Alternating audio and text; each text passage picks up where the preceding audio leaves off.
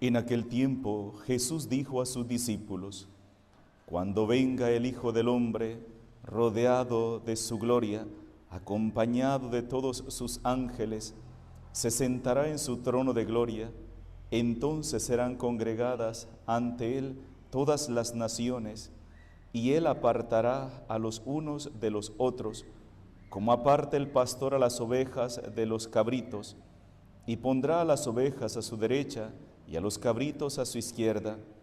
Entonces dirá el rey a los de su derecha: vengan, benditos de mi Padre, tomen posesión del reino preparado para ustedes desde la creación del mundo, porque estuve hambriento y me dieron de comer, sediento y me dieron de beber, era forastero y me hospedaron, estuve desnudo y me vistieron, enfermo y me visitaron, encarcelado y fueron a verme. Los justos le contestarán entonces: Señor, ¿cuándo te vimos hambriento y te dimos de comer, sediento y te dimos de beber? ¿Cuándo te vimos de forastero y te hospedamos, o desnudo y te vestimos? ¿Cuándo te vimos enfermo o encarcelado y te fuimos a ver? Y el rey les dirá: yo les aseguro que cuando lo hicieron con el más insignificante de mis hermanos, conmigo lo hicieron.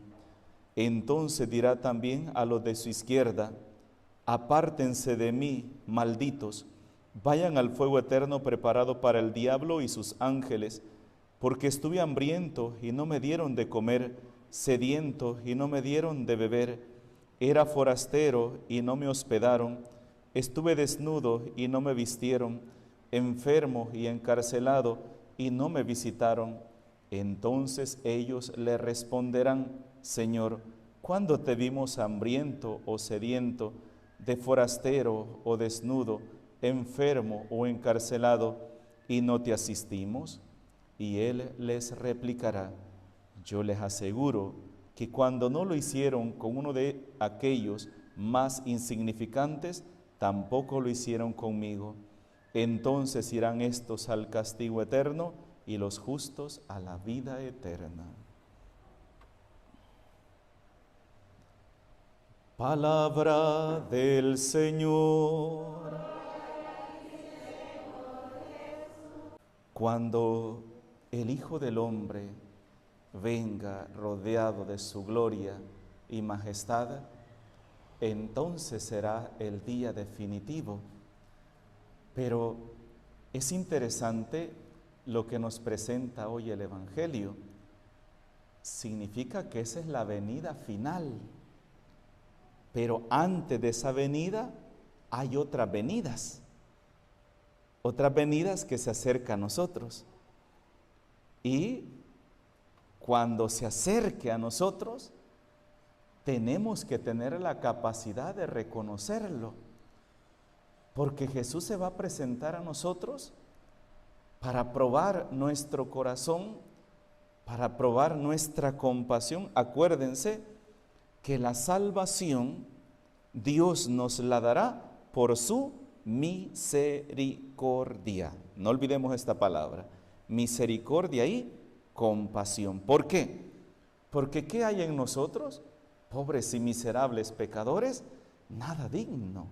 Somos pecadores, indignos, pero es Jesús quien con su misericordia, con su compasión, con su ternura, que nos ha elevado de esa dignidad que estaba por el suelo a la dignidad y a la categoría.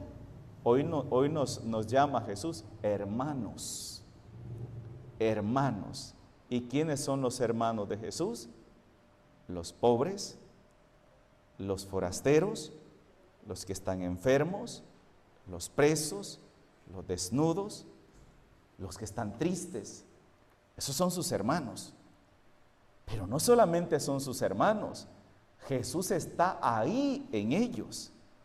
Y hoy nos lo dice, que un día vendrá ese juez, y ese juez nos pedirá cuentas a cada uno de nosotros de las obras que hicimos, no de cuántos textos bíblicos nos aprendimos, como algunas personas piensan que con saberse la Biblia ya tienen ganado el cielo. No, hermanitos, De nada sirve saberse la Biblia si usted no pone en práctica lo que la palabra de Dios dice.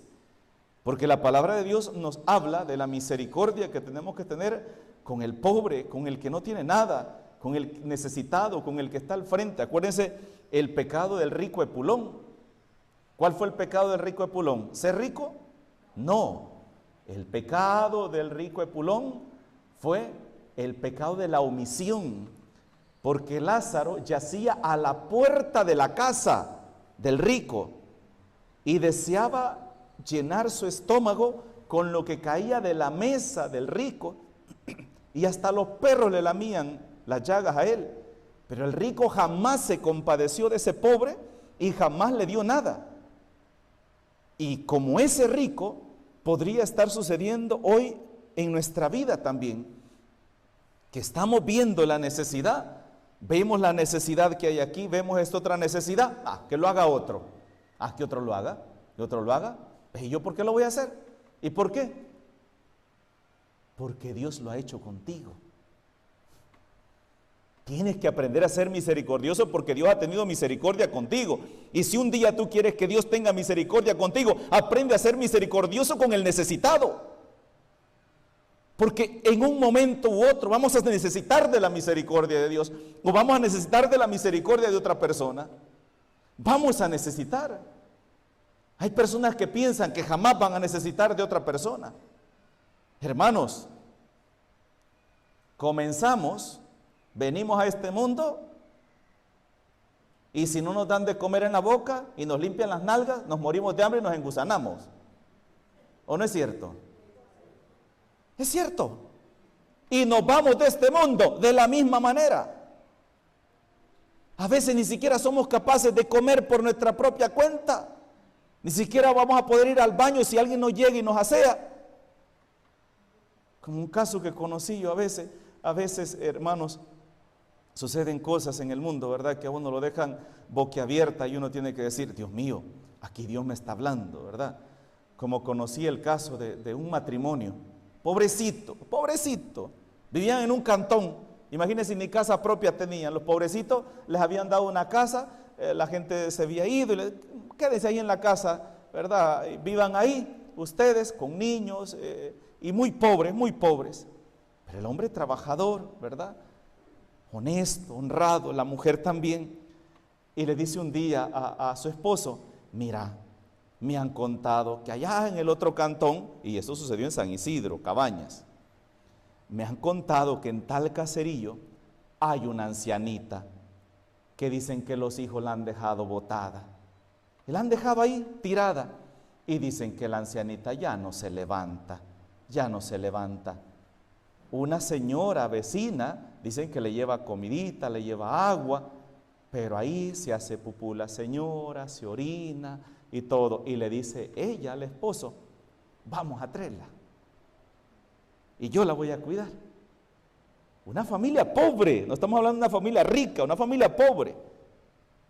Y ya ese hombre ha ido a traer chineada de esa ancianita, porque no tenían ni para parar un carro para que se la fuera a traer. Chineada la ha traído para la casa, y la cama de ellos se la prepararon, compraron un petate nuevo, un colchoncito para acostarla, una cama de pita, y acostaron a la señora ahí. De la ropa que ellos tenían, cobijitas viejas, le hacían los pañalitos para que ella se hiciera ahí y estarla limpiando. A mí me tocó ir a verla porque cuando ya fui, la tenían ellos, me avisaron que estaba esa señora y que necesitaba que se le fuera a dar la unción. Le fui a dar la unción porque la señora ya no hablaba. Le encontraron que hasta gusanos tenía en la espalda. Y esa gente, ¿ustedes creen que esa señora tenía hijos? Sí, tuvo hijos. Tuvo hijos y se desgastó su vida, trabajó toda su vida para sacar adelante a sus hijos, y estos hijos crecieron y se olvidaron de su madre y la dejaron botada que se engusanara. Y ella, este matrimonio, cuidó a esta ancianita. Cuando todos los del cantón empezaron a darse cuenta lo que este matrimonio, el matrimonio más pobrecito, estaba haciendo, empezaron a llevarles cositas, a ayudarles con cobijitas, a ayudarles algunos con pampers, a ayudarles con esto.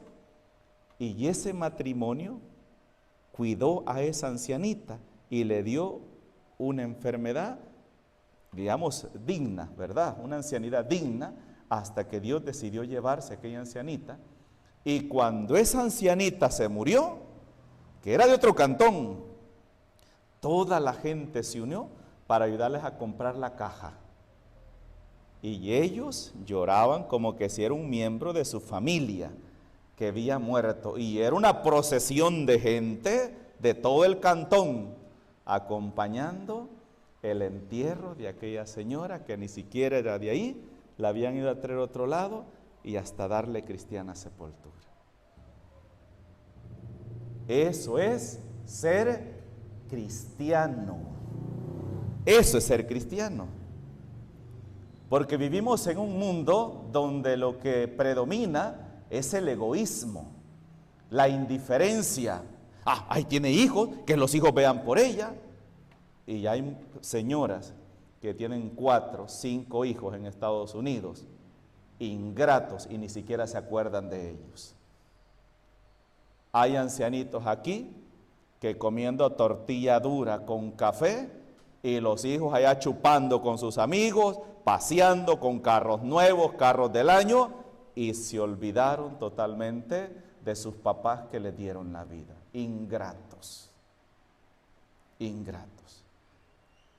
Pero somos más ingratos nosotros que estamos viendo la realidad de esas personas y no hacemos nada. Y Jesús hoy nos dice en el Evangelio, y fíjense que ahí estaba Él. Y los dos grupos, tanto el que estaba a la derecha como el que estaba a la izquierda, le dice, pero ¿y cuándo? Nosotros no te vimos. Es que eso es lo que tenemos que pedirle hoy al Señor. Señor, que yo vea. A veces escuchamos de los ciegos que Jesús curaba en el Evangelio. Y hermanos, ¿cuántos ciegos no habremos aquí en la iglesia hoy? ¿Cuántos ciegos no habremos? O con problemas de miopía, ¿verdad? La miopía es la que no nos deja ver así claramente la cosa, y no que vemos algo así como borroso, ¿verdad? Y como ojos que no ven, corazón que no siente, ¿verdad? Entonces vemos borroso, y al no ver, entonces hacemos los que no hemos visto y damos la vuelta. Y ojo, que Jesús hoy nos habla de los que están tristes. Jesús nos habla hoy de los que están presos, de los que están desnudos. Y hermanos, la desnudez no solamente consiste en el vestuario, sino también cuando a alguien le han arrancado su dignidad, le han despedazado su dignidad, le han desnudado su alma. Y muchas veces nosotros también nos hemos devorado la dignidad de esa persona. Cuando nos comemos su honra, su dignidad, cuando murmuramos, cuando criticamos, ahí nos estamos comiendo al hermano. En vez de ayudar a vestir a esa persona, de vestirle su honra, de recuperarle su dignidad, nosotros también participamos de eso. Porque estuve triste. ¿Cuántas veces nosotros hemos visto a una persona que está triste porque ha caído en una desgracia y nos da igual, y nos da igual? Y en vez de ayudar, lo que hacemos es hundir más a esa persona. Ese es el pecado grave. Y es un pecado que lo cometemos a diario, con nuestras murmuras, con nuestras críticas, con nuestras humillaciones, con nuestros desprecios. Así hundimos y destruimos a nuestros hermanos y no nos damos cuenta que ese daño se lo estamos haciendo a Cristo también. Recuerden lo que decía hoy la primera lectura. Escuchamos, ¿verdad? Lo que decía la primera lectura. Decía así, mire: sean santos porque yo el Señor soy santo. No hurtarán, o sea, no robarán, no mentirán, ni engañarán a su prójimo, no jurarán en falso por mi nombre. Eso sería profanar el nombre de Dios. Yo soy el Señor. No oprimas ni explotes a tu prójimo. No retengas hasta el día siguiente el salario del que trabaja para ti. No maldigas al sordo, ni pongas tropiezos ante el ciego. Teme a tu Dios, yo soy el Señor. No seas injusto en la sentencia, ni por favorecer al pobre, ni por respeto al poderoso. Juzga con justicia a tu prójimo. No andes calumniando a los tuyos, ni des testimonio contra la vida de tu prójimo. Yo soy el Señor. No odies a tu hermano, ni en lo secreto de tu corazón. Y ojo que aquí no nos está diciendo que odiarlo sin causa o sin causa, ¿verdad? Porque algunos esperamos, no, pero yo tengo razón, padre, de odiar. No, aquí el Señor no te está diciendo que si tiene razón o no tiene razón, que no lo odies, está diciendo. Ni en lo escondido de tu corazón. Trata de corregirlo para que no cargues tú con su pecado. No te vengues, ni guardes rencor a los hijos de tu pueblo. Ama a tu prójimo como a ti mismo. Yo soy el Señor, ¿verdad? Ama a tu prójimo. Y hemos insistido tantas veces, ¿quién es mi prójimo? ¿Quién es mi prójimo? El que está más cerquita de mí. ¿Y saben qué es lo más triste? Como yo lo he dicho en otra ocasión, lo dije también, al que más daño le hacemos es al que está más cerquita de nosotros. Qué triste, ¿verdad? Qué triste, qué ironía, ¿verdad? Que a la persona que más lastimamos, a la persona que más le herimos su corazón, a la persona que más maltratamos, es aquella que está más cerca de ustedes. El esposo humillando, maltratando, insultando, gritándole a su esposa o golpeándola, o viceversa, la esposa insultando, maltratando, golpeando a su esposo, los hijos maltratando a sus padres, golpeando a sus padres, los hermanos odiándose entre ellos. Qué triste que el prójimo, el que el Evangelio nos habla hoy, que tenemos que amarlo como a nosotros mismos, sea el que más despreciemos, al que más humillemos, porque el corazón perverso, egoísta y malvado daña al que tiene más cerquita de él.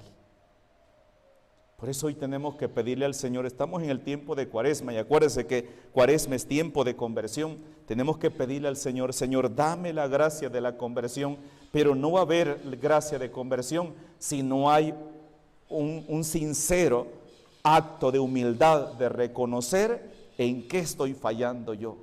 No en ver las fallas de los demás, no, en ver mis fallas, mis errores, en qué es lo que yo estoy fallando.